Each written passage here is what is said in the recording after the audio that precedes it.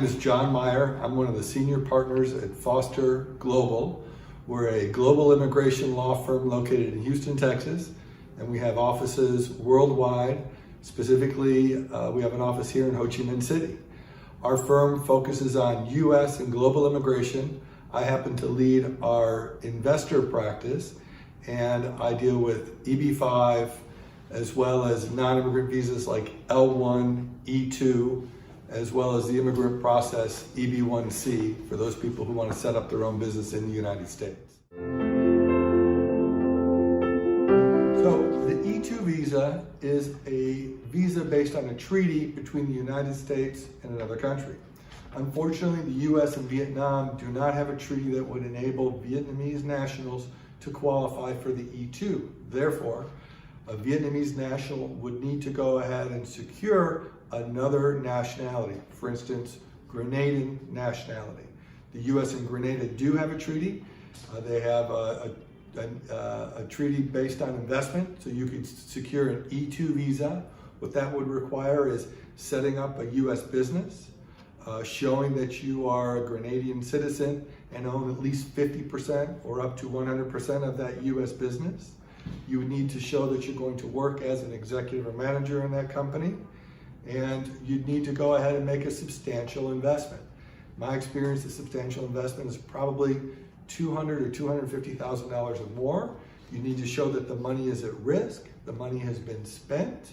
What doesn't normally qualify for the E2 treaty investor visa is when someone says they have an investment that's money in the bank. That's not going to work. Money in the stock market, that's a passive investment, not going to work. Your money has to be at risk and you need to be supervising your money.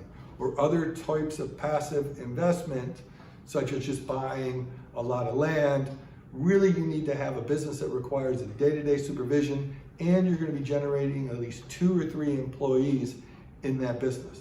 Again, the business can be any kind of business. I usually recommend that you find something that you're comfortable supervising, maybe you have some experience in. Franchises do work very well, but again, try to find something that you're interested in and have some experience in, and try not to go ahead and start from scratch to try to learn a business from zero. The E2 visa, much like the L1 visa I spoke about earlier, does allow for the principal investor to bring the family.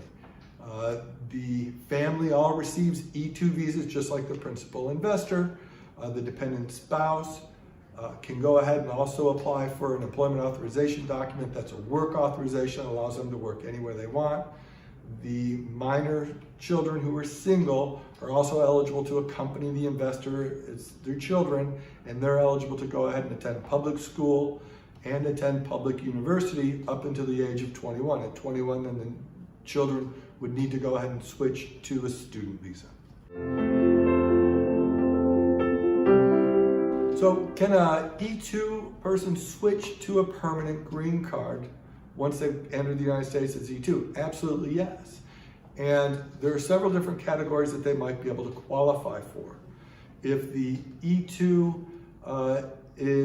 has a relation, that the E2 company has a relationship with the Vietnamese company, meaning that, let's say the owner of the US company is Grenadian, and let's say that same owner is also Vietnamese, and he owns 51% or more of the business, those businesses could be related, and as such, you could qualify for the EB-1C category, even though the person entered as an E2.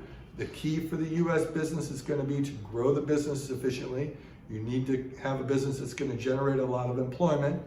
The company needs to show that it has the ability to pay the US salary of the executive in the United States. And it's going to take 3 or 4 years of operation to be able to grow a business that large. The amount of employees, again, would probably be at least 10 or more, but certainly it is possible to go ahead and seek permanent residence as long as you meet one of the categories under the EB immigrant petition categories.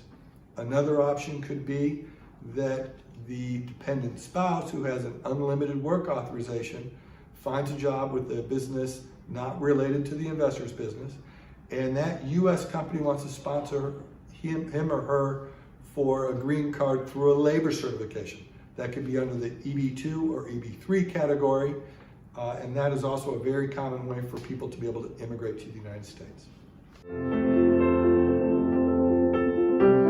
Why should Vietnamese investors consider using an L1 or consider the E2 visa if they secure a second nationality like Grenada?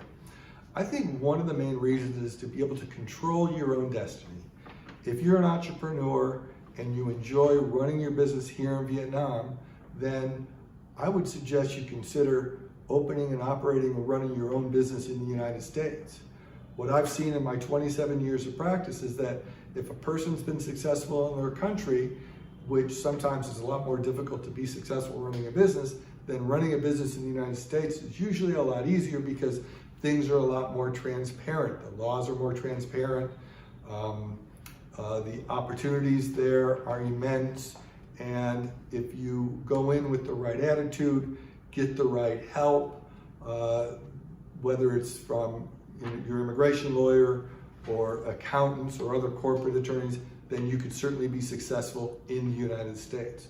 But remember, the L1 and the E2 require that the investor or the executive participate in the day-to-day operations of the business and really want to have that entrepreneurial spirit to be able to be successful in the US.